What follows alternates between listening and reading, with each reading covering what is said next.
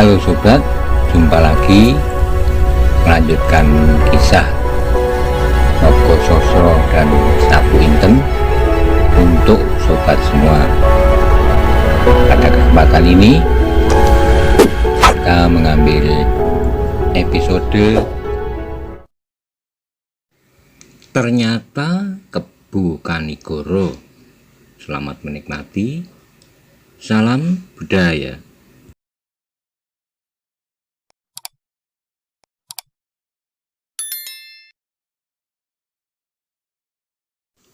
Pada episode sebelumnya dikisahkan di dalam ruangan gua itu Maiso Jenar ditantang lagi oleh orang yang mirip Maiso Jenar untuk yang ketiga kalinya.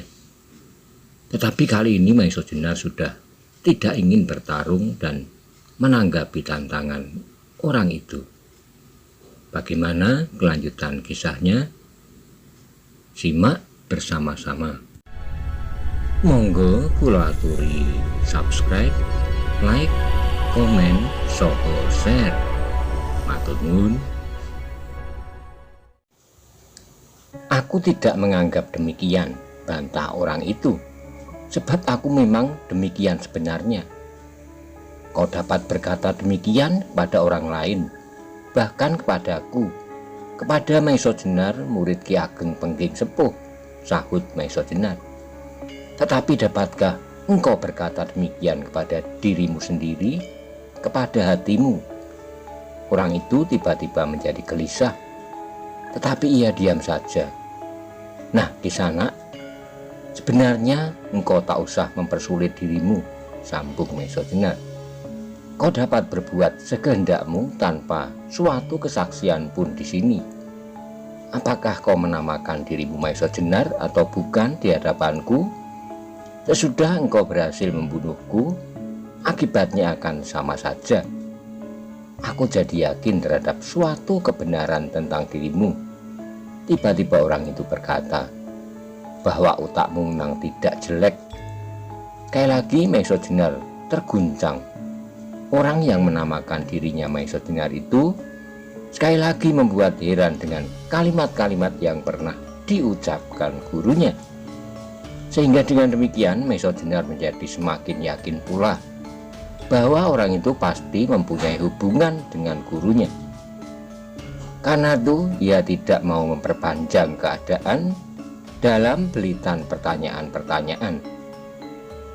Oleh karena itu segera Maiso Jenar memperbaiki duduknya, menghadap ke arah orang yang menamakan dirinya Maiso Jenar yang berdiri tegak di hadapannya.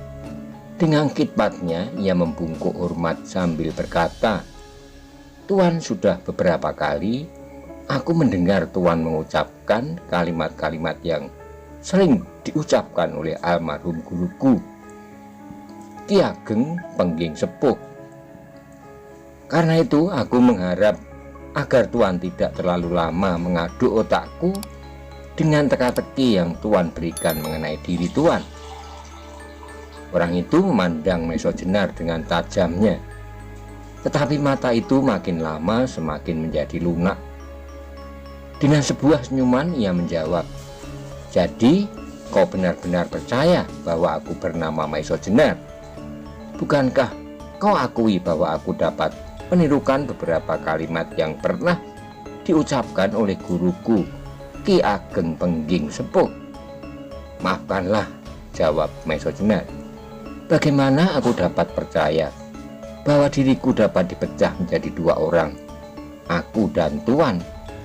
Tetapi bahwa Tuan dapat menirukan kalimat-kalimat Ki Ageng Pengging Sepuh, aku tidak akan membantah. Karena itu, aku ingin Tuan memecahkan jawaban itu." Sekali lagi orang itu tersenyum, lalu perlahan-lahan berjalan mendekat Maiso Jenar. "Kalau kau tidak percaya bahwa aku Maiso Jenar, lalu siapakah aku menurut pendapatmu?" katanya. "Aku tidak tahu," jawab Maiso Jenar. "Aku terlalu membiarkan perasaan marahmu menjalari otakmu, sehingga kau tidak dapat lagi melihat lebih seksama. Tapi sekarang agaknya engkau telah berhasil mengendapkan diri. Karena itu dengan gembira aku melihat bahwa engkau tidak lagi mudah dipaksa untuk berkelahi tanpa tujuan. Maisojenar, tidakkah engkau dapat mengingat-ingat lagi siapakah yang memiliki ilmu Sosrobirowo di dunia ini? Maisojenar seperti terbangun dari mimpi yang membingungkan. Seharusnya sejak semula ia harus sudah mengingat-ingat hal itu. Dengan teliti ia mulai mengenangkan masa lampau. Suatu lingkungan kecil di dalam padepokan di Pengging, di mana ia bersama kakak seperguruannya menuntut ilmu Joyo Kawijayan dan kesaktian sebagai bekal hidupnya kelak.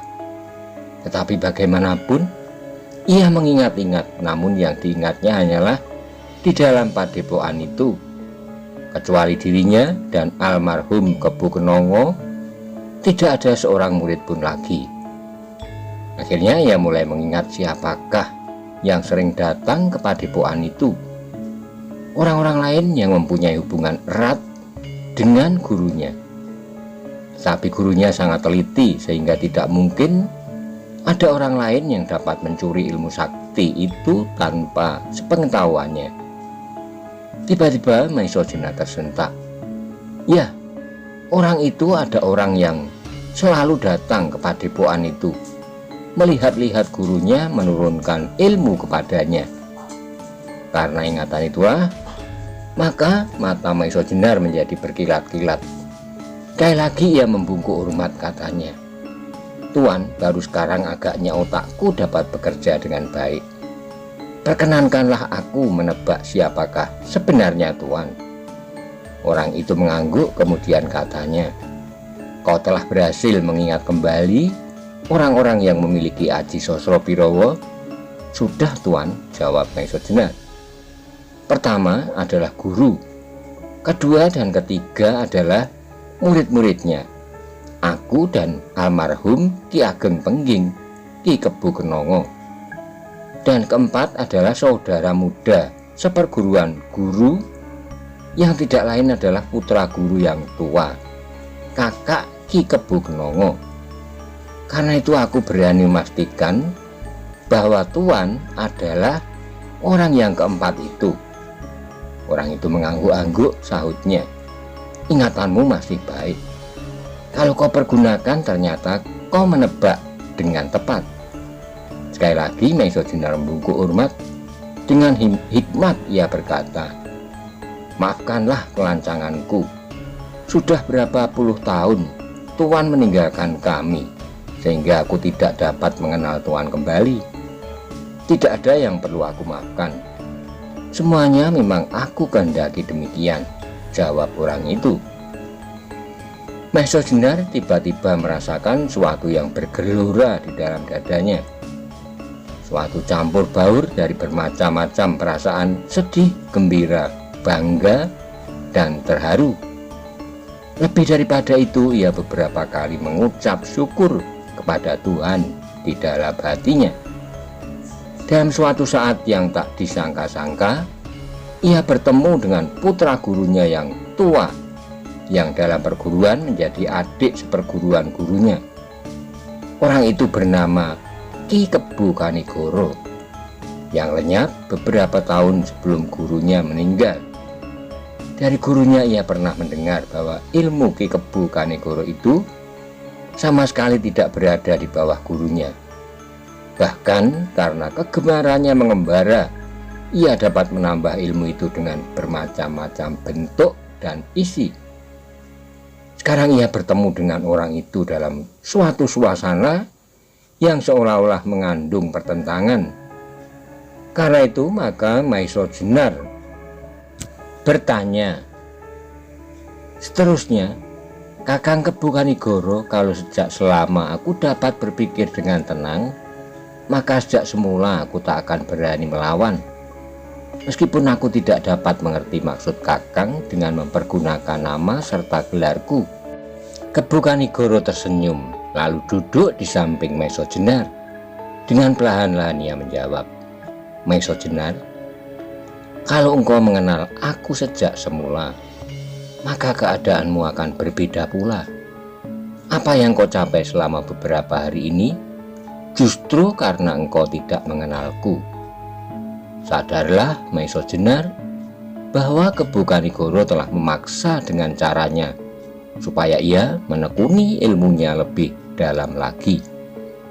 Tapi meskipun demikian, ia masih bertanya, "Kakang, bukankah Kakang dapat menuntun aku tanpa teka-teki yang hampir memecahkan kepalaku itu?" Sekali lagi Kebu Kanigoro tersenyum. Jawabnya, "Dengan demikian, keprihatinanmu akan jauh berbeda.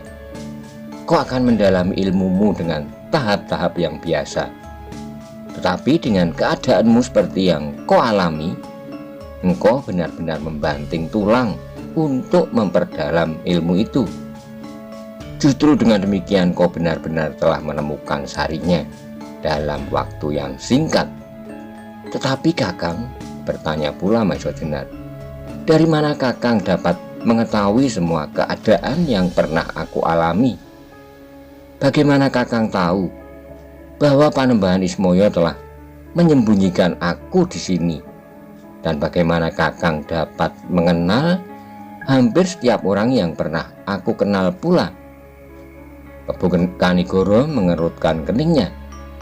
Ia nampak ragu-ragu, namun kemudian ia menjawab pula, "Maisa Jenar, ketahuilah bahwa aku memang merupakan salah seorang dari penghuni padepokan ini. Apa yang aku lakukan semuanya atas izin Panembahan.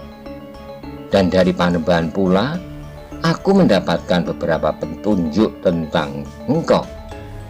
"Siapakah sebenarnya Panembahan Ismaya itu?" tanya Maisa Jenar. Kebu Kanigoro menarik napas panjang sambil menggeleng-gelengkan kepalanya. Jawabnya, "Pertanyaanmu aneh, Maisa Jenar. Kau bertanya tentang seseorang yang telah kau sebut namanya. Bukankah ia Panembahan Ismaya, Panembahan sakti yang mengepalai padepokan Karang Tumoritis ini?" Dari jawaban itu, Maisa Jenar dapat mengetahui bahwa ada sesuatu yang tersembunyi yang tak seorang pun boleh mengetahui. Karena itu ia tidak bertanya lebih lanjut, tapi ia bertekad untuk pada suatu waktu dapat mengetahuinya pula. Siapakah sebenarnya orang tua yang seolah-olah telah menyisihkan diri dari dunia ramai itu?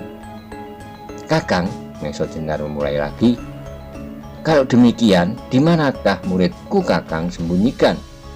Kebu Kanigoro tertawa lunak dan perlahan-lahan jawabnya, "Benarkah engkau bertanya tentang muridmu?" Maisa Jenar menjadi heran sambil mengangguk-angguk. Ia menegaskan, "Iya Kakang, aku bertanya tentang muridku." "Sudah itu, kau pasti akan menanyakan seorang lagi kepadaku," sahut Kebu Kanigoro sambil tersenyum. "Malahan barangkali yang lebih penting bagimu." "Ah," desis Maisa Jenar, tetapi ia tidak melanjutkan kata-katanya. Sekali lagi Kebu Kanigoro tertawa lunak dan perlahan-lahan, tetapi ia tidak melanjutkan pertanyaannya. Kemudian Maisa Jenar berkata untuk mengalihkan pembicaraan, "Kakang, apakah menurut pendapat Kakang Kanigoro, ilmuku telah meningkat selama ini?" "Kau telah merasakannya sendiri," jawab Kebu Kanigoro. "Tetapi menurut penilaianku, engkau telah memenuhi harapanku. Sebab menurut pendapatku, supaya perguruan Pengging tidak menjadi semakin pudar, maka murid-muridnya harus dapat selalu melampaui ilmu gurunya. Demikian berturut-turut dan sekarang kau telah mendapatkan itu." Kalau ada guntur menggelegar di telinganya, Maisa Jenar tidak akan terkejut seperti saat itu. Memang ia telah merasakan sesuatu perkembangan yang mengembirakan dalam latihan-latihan yang dilakukan selama ini dengan tekunnya. Tetapi karena ketika ia mendengar pernyataan Kebu Kanigoro, saudara muda seperguruan gurunya, yang memiliki ilmu lebih sempurna dari gurunya sendiri mengatakan bahwa ia telah dapat menyamai kesaktian almarhum gurunya. "Kakang berkata sebenarnya?" tanya Maiso Jenar dengan nada kurang percaya. Kebu Kanigoro tersenyum, jawabnya, "Aku berkata sebenarnya, dan aku telah mencobanya juga terhadap gurumu. Ayah Pengging Sepuh pun aku pernah mencoba ilmunya, khusus Sosro Birowo, dan memperbandingkan dengan kekuatan ilmu yang aku miliki." Maiso Jenar menjadi terdiam oleh perasaan yang bergulat di dalam dadanya. Tiba-tiba menjadi sangat bergembira, tetapi hanya sesaat. Saat kemudian ia telah memanjatkan ucapan terima kasih yang sebesar-besarnya kepada pencipta alam yang telah menunjukkan jalan kepadanya lewat adik seperguruan gurunya. Dan karena itu pula lah hatinya menjadi tenang, setenang air telaga yang tidak dapat dijajaki seberapa dalamnya. Untuk berapa lama ruangan itu dikuasai oleh keheningan lampu obor yang menyala-nyala dengan lincahnya, melemparkan sinarnya yang seolah-olah menari di dinding gua itu. Maiso Jenar yang masih hanyut dalam angan-angan duduk sambil menundukkan kepala. Di dalam hatinya terucapkanlah sebuah janji bahwa dengan kematangan yang dicapainya, ia harus lebih banyak menyerahkan dharma baktinya untuk manusia dan kemanusiaan, untuk tanah di mana ia dilahirkan, dan untuk bangsa yang hidup di atasnya. Dan sekaligus ia berjanji di dalam hatinya itu bahwa dengan segenap kemampuan yang telah dimiliki itu, ia harus menumpas segala kejahatan dan pelanggaran atas keharusan dalam hidup bernegara dan bertata masyarakat, sehingga terpancarlah api cinta sejati di atas bumi. Kemudian angan-angannya itu dipecahkan oleh suara Kebu Kanigoro. "Maiso Jenar, sekarang sudah sampai waktumu untuk meninggalkan ruang semadimu ini. Biarlah patung batu itu tinggal sendiri, menjadi saksi bisu atas apa yang pernah terjadi di sini." Maiso Jenar mengangguk satu kali, kemudian perlahan-lahan ia berdiri dan memandang patung batu itu dengan tajamnya. Kebu Kanigoro pun kemudian berdiri. "Marilah," katanya, "ikutilah aku. Sekarang kau tak usah marah lagi. Aku akan bawa obor ini supaya kau tak kehilangan jalan." Maiso Jenar mengikuti Kebu Kanigoro itu dengan langkah yang berat, seolah-olah ia segan meninggalkan patung batu itu kesepian. Tetapi ia tidak berkata sepatah kata pun. Karena Maiso Jenar tidak menjawab, Kebu Kanigoro meneruskan, "Mau kau apakan patung batu itu? Ia tidak bersedih hati kau tinggalkan di ruang ini." Maiso Jenar tersenyum dan melangkah mengikuti Kebu Kanigoro meninggalkan ruangan itu. "Maiso Jenar," kata Kebu Kanigoro kemudian, sambil berjalan menyusuri gua yang memiliki beratus-ratus cabang yang membingungkan itu, "ada beberapa maksud karena aku terpaksa mempergunakan nama serta gelarmu. Pertama-tama, seperti apa yang telah aku katakan kepadamu. Kedua, aku ingin seseorang tidak merasa berhutang budi kepada orang lain kecuali kepada Maiso Jenar." Kali ini benar-benar Maiso Jenar tidak dapat menjawab sampai Kebu Kanigoro meneruskan, "Untunglah bahwa aku dapat meyakinkan diriku bahwa aku benar-benar bukan orang yang bernama Maiso Jenar. Nanti akan diketahuinya pula, Kakang," jawab Maiso Jenar kemudian, "bahwa bukan Maiso Jenar yang sebenarnya lah yang telah berbuat jasa itu." "Jangan, Maiso Jenar," sela Kebu Kanigoro, "aku telah bersusah payah berperan sebaik-baiknya sebagai Maiso Jenar.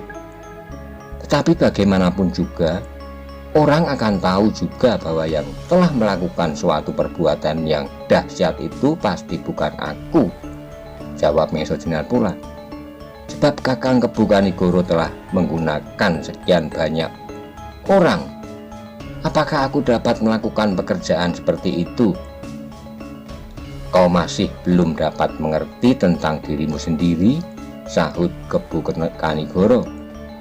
Dengan semadimu itu kau akan mampu melakukan apa yang dilakukan olehku dalam perananku sebagai Mesojenar. Juga terhadap Bugel Kaliki dan Simorudro, engkau sekarang tidak berada di bawahnya. Sekali lagi dada Mesojenar bergetar, dan sekali lagi hatinya berjanji untuk membinasakan orang-orang itu. Tiba-tiba Mesojenar teringat pada muridnya. Apakah kira-kira yang telah dilakukannya selama ini? Maka bertanyalah ia, Kakang Kebu Kanigoro, lalu bagaimanakah keadaan muridku? Agaknya engkau benar-benar sayang kepada anak itu, jawab Kebu Kanigoro.